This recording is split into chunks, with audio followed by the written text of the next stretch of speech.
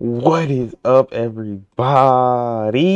I'm back with another video, man. Tearing into why changing this wrong rule could save the NBA feature Harden and a lot of fouls by MJ2K all day. Let's get into it. I think probably Why is the appropriate of what I quality so thought. bad on this? Oh, moves over. Oh, there's no way. Okay. What is this, bro? Goodness. Wait. Didn't we used to call the EuroLeague soft? That they couldn't handle the physicality of the NBA? I mean, isn't that why people literally didn't believe in Luka when he was getting drafted? Yes, the NBA is no longer the toughest league, it's the offensive league. It's why Dame was saying it's hard to score in FIBA, because the best scorers in the NBA score from 3 and get fouled. In FIBA, not as many foul calls, just more physical. Help me! It's why Team USA was struggling, because what the NBA has become is far away from what basketball actually is. Foul hunting is a skill, initiating contact is a skill, but when the game becomes about doing that and more about how to draw fouls and exaggerate the contact by doing unnatural motions like hooking defenders, that's when the game is ruined. Like, what am I even watching? Here's a chart. As three-pointers have become a higher percentage of total shots attempted,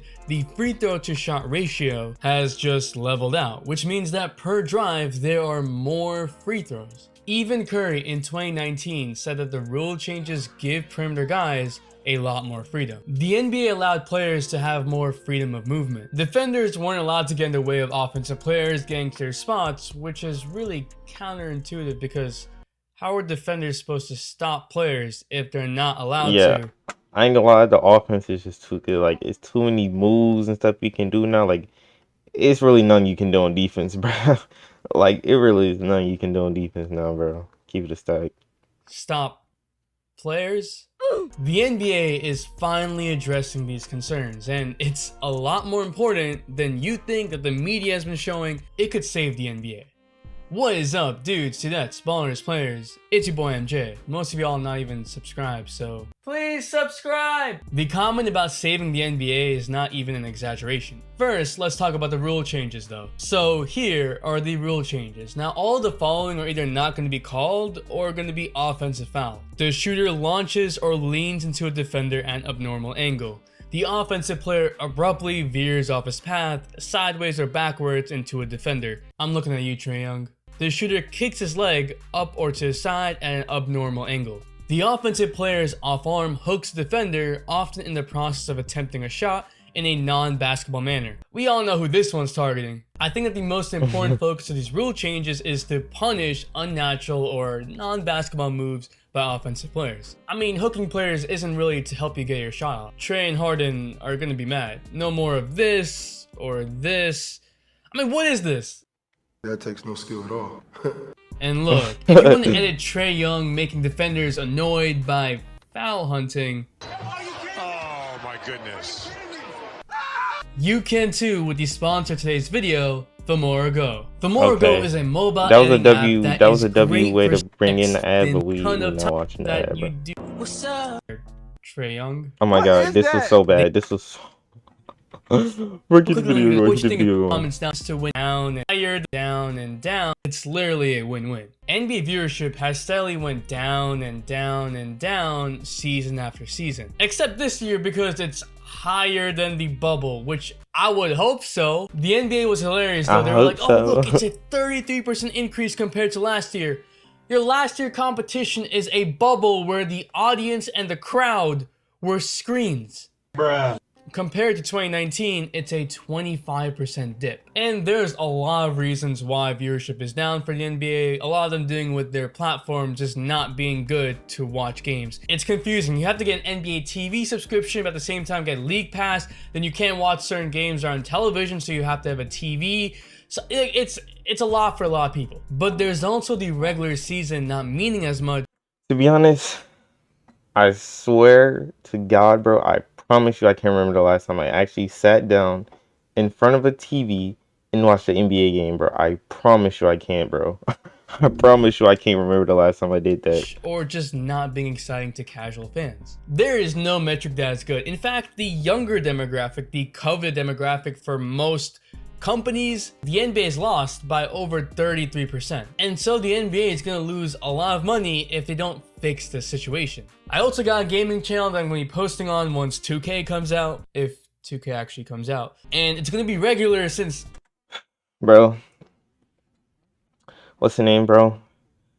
I don't think I'm getting 2K22, bro. Keep it a stack, bro. You know what I'm saying? 2K21 was terrible. 2K21 was good. And then they're splitting the games off again. So I would have to pay, I think it's like $80. Like, well, I'm not going to get current gen, but probably going to get next because I have a PS5. Get next gen, and that's $70. $70 for a video game is pretty taxing. For a game that, you know what I'm saying, it's probably just gonna be the same thing that it was, I don't know, bro. I'll get it if they say it's good, though. I don't got college I'm anymore. not gonna pre-order So it, you so might as well I'll check it out wait before a the season week or starts. two. And giveaways on there too. So yeah. The NBA introduced freedom of movement rules in 2018 and the viewership tanked. These rule changes right now are an attempt to fix what those kind of ruined, and to get the NBA more in line with what the Olympics showed us. People enjoyed FIBA basketball way more. I know I did. FIBA doesn't have offensive players foul hunting or trying to initiate contact, doing unnatural basketball moves and getting away with it, complaining to the officials. Nah, rather than the complaining culture that exists, it's just hard and physical basketball. I want to say this though, we can't really be mad at the players for doing what it takes to win because they're trying to win. And so if jumping backwards into the defender or hooking players was getting them foul calls and getting them easy buckets, why would they not do it? It was up to the NBA and the officiating to stop this nonsense, but they didn't. Now they're finally trying to do it. These rules mainly prevent shooters from getting fouled on jump shots that they shouldn't get fouled on,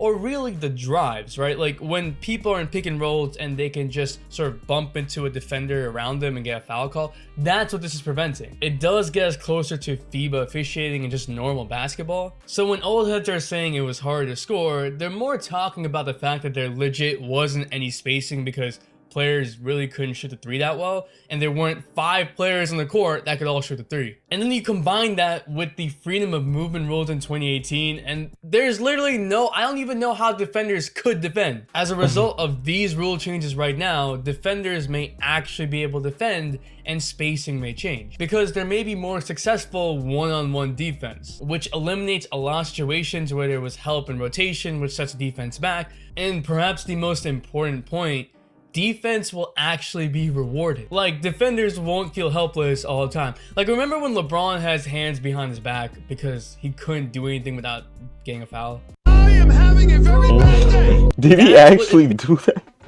I've never seen that before. Oh my god, I've never seen. He actually did that in the Feel game. helpless all the time. Like, remember when LeBron has hands behind his back because he couldn't do anything without getting a foul? Well, how am I just not seeing this? That's what officiating has become because defenders legit don't feel like they can do anything or initiate any sort of contact because it will get called as a foul. Maybe now defense will actually be focused on and players will focus on defense because offensive players won't get bailed out with foul calls. Which leads me to pick and rolls. The pick and roll is the most used play in the NBA, but now pick and rolls aren't just an easy way to get fouled.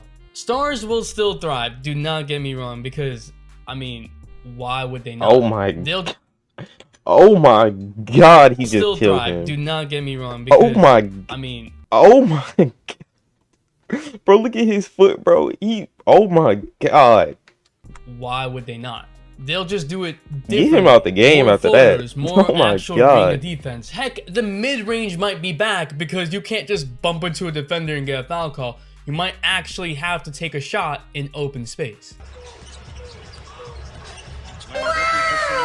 And if perimeter play is being sort of hampered and drives are sort of being nerfed, then big men may thrive. Usually, rules since 2004 have only helped perimeter players, removing hand checking, freedom of movement. And when the NBA has instated these rule changes, perimeter play has thrived. Like when they removed hand checking, Steve Nash won back-to-back MVPs. But if perimeter play is sort of getting a nerf, then teams may look to big men who can score sometimes more efficiently and more in the post closer to the rim. These rule changes are not getting talked about enough, especially when you consider the fact that the NBA viewership is drastically low. And especially when it changes how offensive players are gonna play offense. Watch him.